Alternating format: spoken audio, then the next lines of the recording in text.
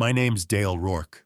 I'm a forestry surveyor out of Missoula, which means I spend most months deep in the woods, marking timber boundaries and mapping slopes with a battered topo and a compass that never quite points true.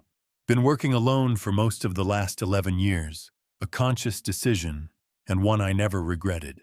Out there, away from the hiss of HVAC and the glare of fluorescence, you can actually hear yourself think. In the woods, things make sense. Your work is cut by the sun and the shape of the country. No radios chirping, no supervisors breathing down my neck, no damn tourists sneaking up behind you with questions about bears and pit toilets.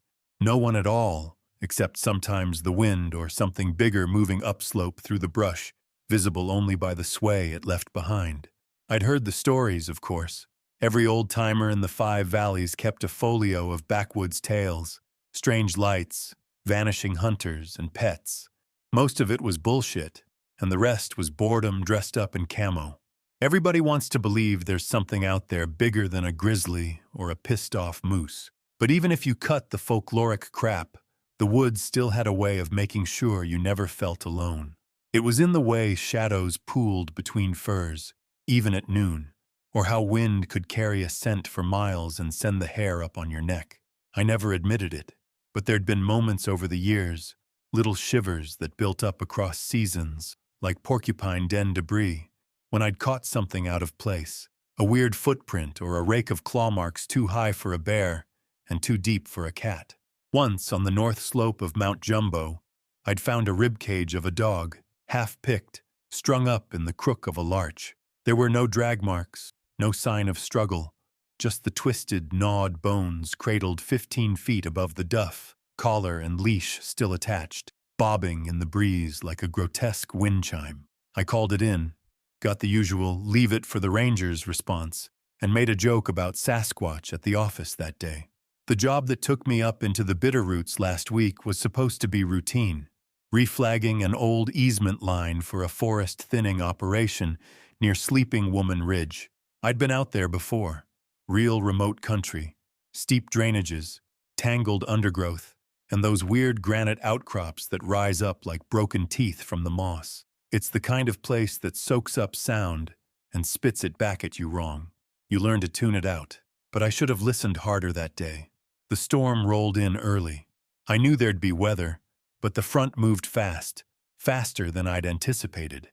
I'd just finished staking the south point of a reference triangle when the wind hit me like a slap across the face.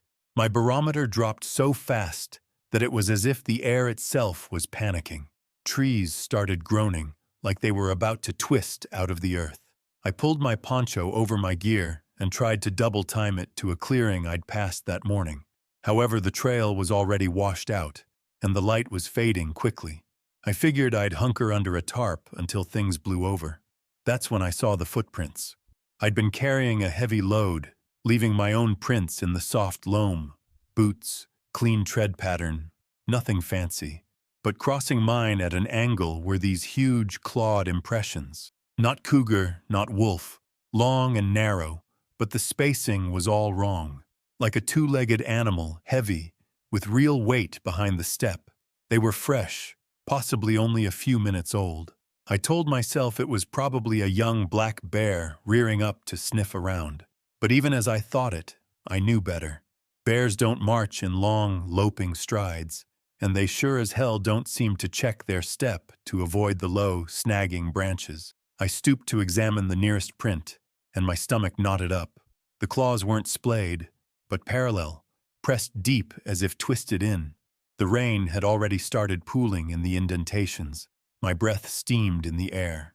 I took 3 photos with my phone, half expecting the images to come out blurry or blank, like the woods had a say in what left the forest. The wind screamed like a train. My ears rang. I forced myself to move.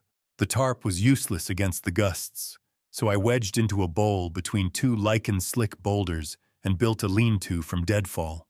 Kept the tripod and the survey hammer close at hand. Old habits. I tried to eat, but the jerky tasted like chewing leather straps. The storm pinned me for hours. I should have been focused on keeping dry, keeping warm, but the thought of those weird tracks kept burrowing back every time I shoved it away. Every noise crashed in around me. Wind, rain, and the groan of bending trees. The only thing louder than the storm was my own heart. The forest lost its shape after dark. Everything became potential movement. I caught myself tracking shadows, chasing them with the nervous eyes of cornered prey. Somewhere around midnight, I started hallucinating movement. Not just branches tossed by the gusts. I'm talking about hard, purposeful motion. Shadows pooling behind a snag, then gone when I blinked. Flickers in the brush at the edge of my little hollow. It always came from places I couldn't see well, just outside the spill of my headlamp. At some point I started whispering to myself, pointless little mantras. It's just an animal, or nothing out there but trees. I didn't believe a word of it. Couldn't shake the feeling of being observed. It was like a low-grade fever in my spine. Something was out there. At one point, when the wind had died down a bit, I heard a sharp intake of breath. Close. Definitely not mine. It sounded like it was testing the air, like the sniff of a giant dog. The hair on my arms lifted immediately. I didn't move. My fingers found the survey hammer in the dark, and I wrapped them so tight around the handle that they went numb. My other hand found the can of bear spray from my belt. Safety off. The forest air smelled of moss and cold rot, but underneath it was another layer. Wet fur and copper, sharp and sweet as old blood. The next sound was a branch flexing under the real weight. I flashed the headlamp and caught a yellow glint in the black, less than 30 feet off. Eye shine. I held my breath, then remembered my job, my training. I started yelling. Get out! Go on! Get away from me! I stood, swinging the hammer like a drunk at a bar fight, and kicking gravel into the dark. The thing stepped into the ring of light. At first I thought it was a trick of the headlamp, the way the beam bent around wet branches, but then my brain caught up and said, no, that's real, and it's moving toward you. It was hunched, shoulders bunched up to its short, pointy ears, but even bent over it must have been over 6 feet tall. Not a bear, not even close. The fur was wrong, patchy, black and gray, mottled with bald, raw spots that glistened from the rain. The arms hung long enough that the claws brushed the ground, and the hands, yes, hands, not paws, gripped a rotten branch like it was a walking stick. Its legs were dog-shaped, but longer, angled back so the feet splayed behind it, dragging gouges in the wet earth. The head was all muzzle. A wolf's snout caved in above the nose, the eyes sunk and jaundiced. Black lips peeled back from teeth that didn't belong in anything born in these woods. Worse than the sight was the stench. It hit me in the face, a wall of rot and something else. Meat left in a pit to liquefy, coppery as a slaughterhouse trench. It was so strong it made my teeth ache. I gagged. My body's reaction was total. Skin crawling, gut ice cold. All those old stories about the stink of monsters never made sense until that moment. The thing didn't charge. It waited, studying me, shuffling closer by inches. Its chest heaved, nostrils flaring, as if tasting my fear. I was nothing in its eyes, an unremarkable mammal holding a toy hammer, but it kept its distance. The headlamp beam jittered on my forehead, making the shadows writhe behind it. For a second, I thought it would speak, its jaw working side to side like it was finding the right words. But what came out was a wet, canine snarl, punctuated with a click that sounded like knuckles cracking. It flexed one hand, splitting the air in front of it as if slicing a line between us. I held my ground. I must have known on some animal level that if I bolted, I wouldn't make 10 feet through the dense brush. My instincts locked up. Only my hands stayed alive, knuckles buff white on the hammer, thumb riding the bear spray trigger. I pieced together a plan. If it moved, I'd blind it, swing for the face, and hope the bones of its skull were as fragile as its hygiene. My voice came out thin.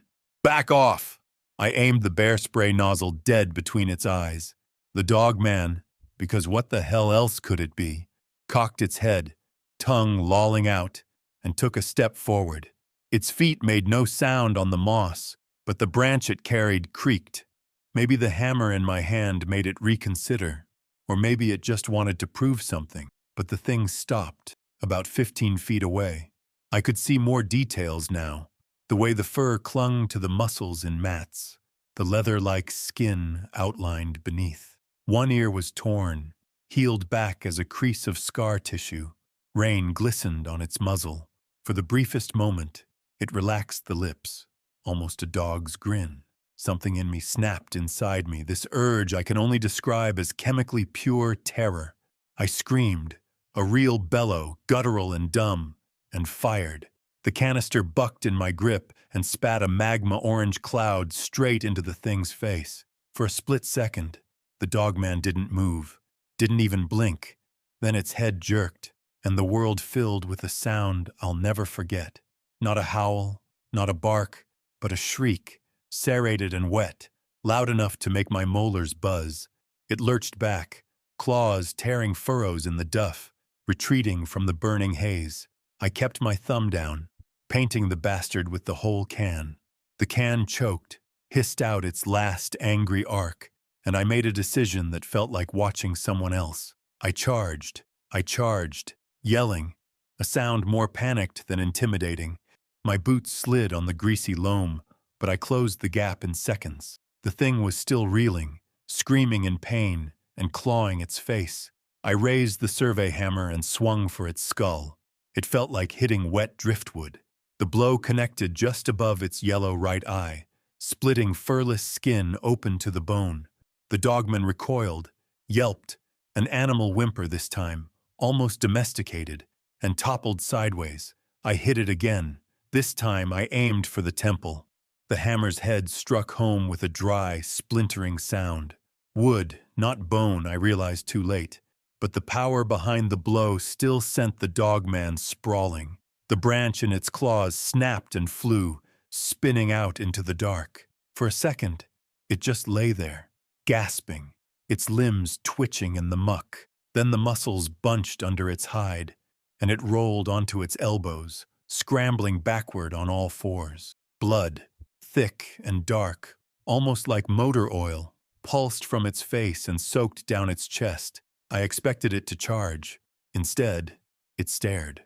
One eye drooped half-closed where I'd struck, swelling as I watched. The other, wide and sickly yellow, fixed on me.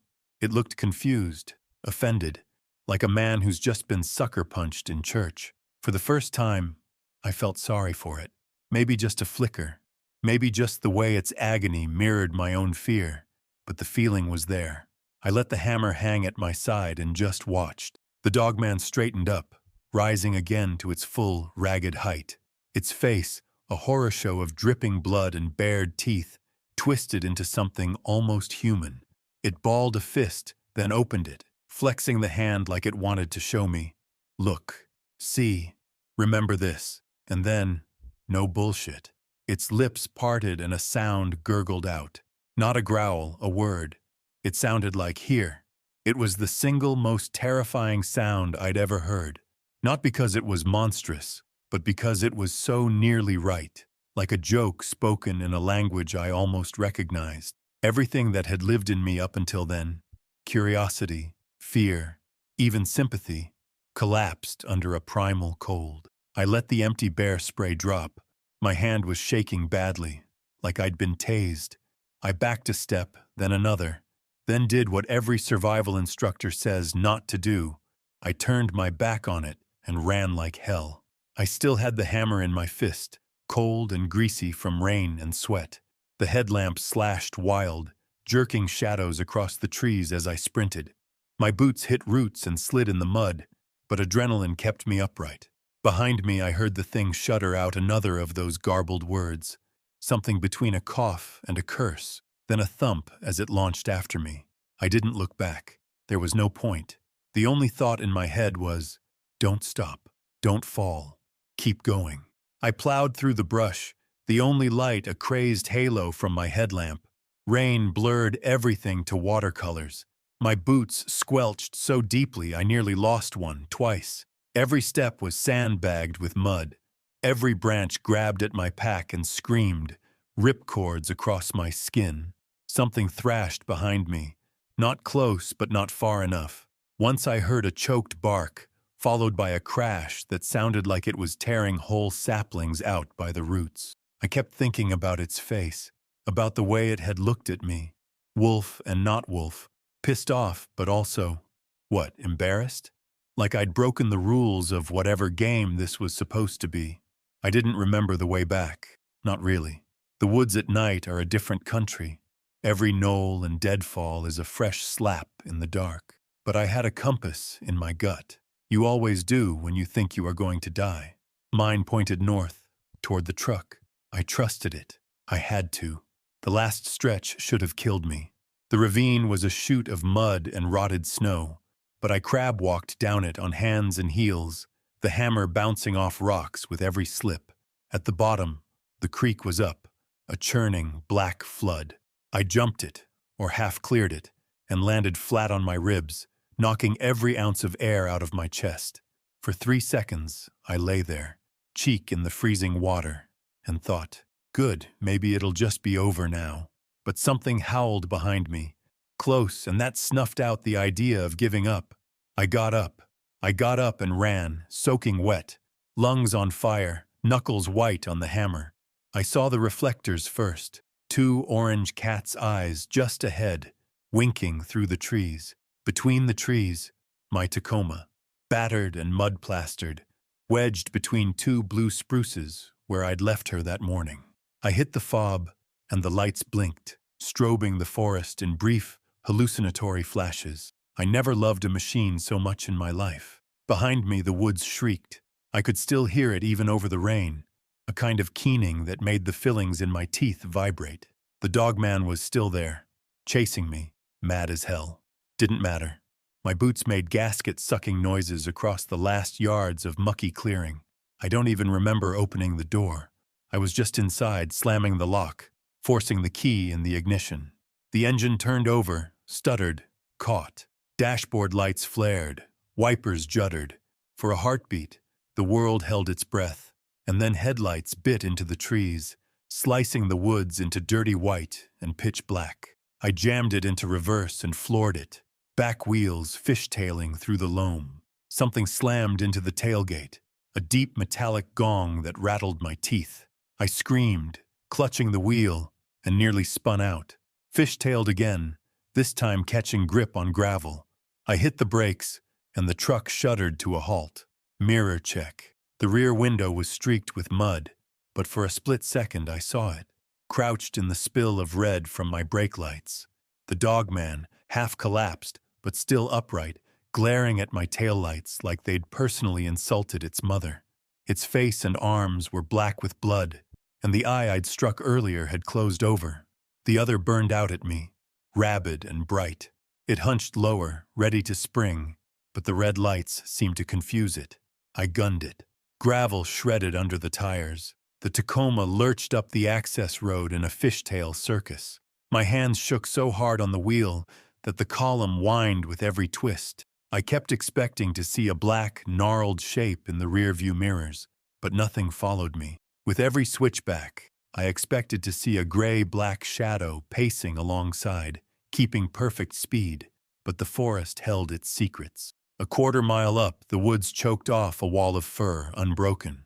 I peeled rubber all the way back to the trailhead. Back at home, after double-locking the door, I never used to lock it at all, I thought about what the hell I'd put in my report. There were rules, and then there were things that happened even if you didn't write them down. If you called in monsters, the only thing that showed up were more questions. If you said nothing, some other poor bastard would get the next visit. I weighed this while standing in my kitchen, muddy boots still on, one hand on the counter, the other locked in a death grip around a half-finished bottle of High Life. I wanted to call someone. I wanted to hear a human voice, even if just to break up the echo of that wet, garbled word. Instead, I opened my laptop, started a new incident log, and typed exactly what happened. Large animal encounter, unusual behavior, possible rabid bear, aggressive, unafraid of humans, recommend warning others in the region, and increasing armed patrols. No mention of what I'd actually seen, because I knew how that would land. But I did attach the 3 phone shots of the tracks. Cold comfort. But evidence is evidence. The pictures were bad. Even with flash, the prints bled into the loam, shadows in a black void. Still, you could tell they were wrong, the shape and span of them. The next morning, I had a voicemail from the district ranger. In the message, she talked slowly and carefully, as if every word was a hand grenade. She told me not to worry and said Fish and Wildlife would take a look, asked if I was okay, if I needed to talk with someone, like maybe trauma was contagious over the phone. I deleted the message before it finished. A few days later, I drove in for a meeting with the contractors who'd ordered the survey. They wanted their boundaries, flagged and fresh, so the machines could roll in without lawsuits. I'd worked with them before. Big-shouldered loggers who wore neon orange and called my work flagging trees for the funsies. The meeting was in a prefab trailer, the kind they drag in for temporary offices, only it probably hadn't been moved in a decade.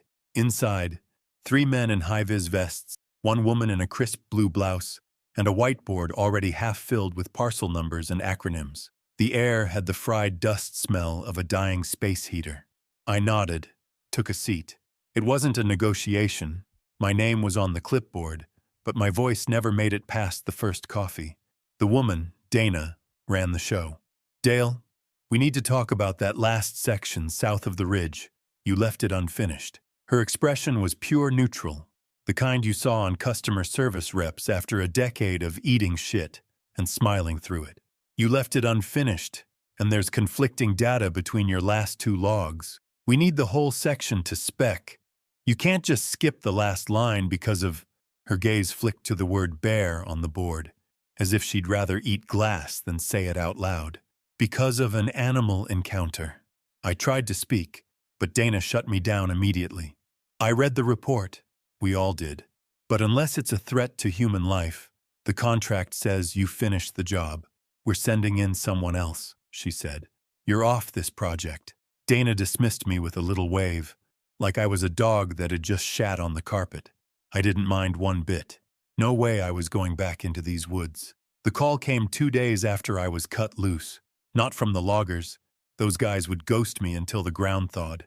But from the district ranger, the one who had told me not to worry. I let it ring out the first time, thumbed the voicemail without listening. The second time, I picked up. "Rourke," I said. It came out hoarse. I hadn't spoken to anyone in 48 hours. The voice on the line was female, tight, and formal. "Mr. Rourke, this is Lori Hennessy, District Ranger." She didn't wait for me to answer. "Are you able to come into the station today?" I said. "Is this about the survey?" "It's about an incident," she responded, not revealing any details. I drove in the next morning. The district office was a beige tombstone on the edge of the reservation, all double-paned glass and motivational posters. 2 people waited for me in the conference room. Lori, the ranger, and Dana, her blue blouse traded for a gray cardigan, laptop already open. The ranger started talking, voice as dry as a stack of old maps. "Yesterday, a subcontractor, another surveyor, didn't check in at his rendezvous time. We sent a search party before sunset, but the rain slowed them down." She paused, then pushed a file towards me before continuing. "They found him this morning. Found him, didn't cover it. They'd found pieces, chunks of Gore-Tex and torn skin, something that used to be a thigh, still in the pant leg, strewn for hundreds of meters up the ravine below Sleeping Woman Ridge. The rest of him, they assumed, had washed out with the storm runoff or gone somewhere deeper into the drainage. The photos were hard to look at, even for someone who'd handled bloated deer and once nearly tripped over a decomposed hiker. The first image was a tatty blue flag marker, soaked through with blood. The second was a human hand, or at least the part of one that included 4 fingers, each bit down to the second knuckle. I stared longer than I should have. The third was a muddy boot, the sole slit and peeled backward, the foot inside partially eaten. Lori said, "Can you tell us what happened out there?" I closed the file and slid it back across the table. "It wasn't a bear," I said. The room went silent like a church after confession. Dana looked everywhere but at me. The ranger kept her face neutral. "We're aware," she said. "What you included in your log, those prints, were forwarded to Fish and Wildlife. Their response was ambiguous. They're sending someone from out of state. We'd like you to speak to the specialist when he arrives," Lori added, as if I had a choice. I nodded and left without shaking anyone's hand. The two of them watched me go. As if they blinked, I'd turn into a wolf and piss on the carpet. I expected this specialist to be a park biologist in wrinkled Carhartts, maybe with a beard that said, "I take mushrooms on my days off." Instead, I got a guy in a uniform. Old, maybe late 60s, military haircut, no field tan on his skin. He sat up in the far corner of the ranger station's back office, facing the window like he expected to see a parade of suspects shuffling past in orange jumpsuits at any moment. He had a name, Lieutenant Colonel Hargrove or something. I didn't quite catch it. He waited until I'd sat down, then shut the door and turned the latch. "Thank you for coming in, Mr. Rourke." His voice was flat, Midwest, no accent to hang flesh on. "I'll be recording this." He didn't ask. He set a black box on the table, hit a button, and folded his hands. "Tell me what happened."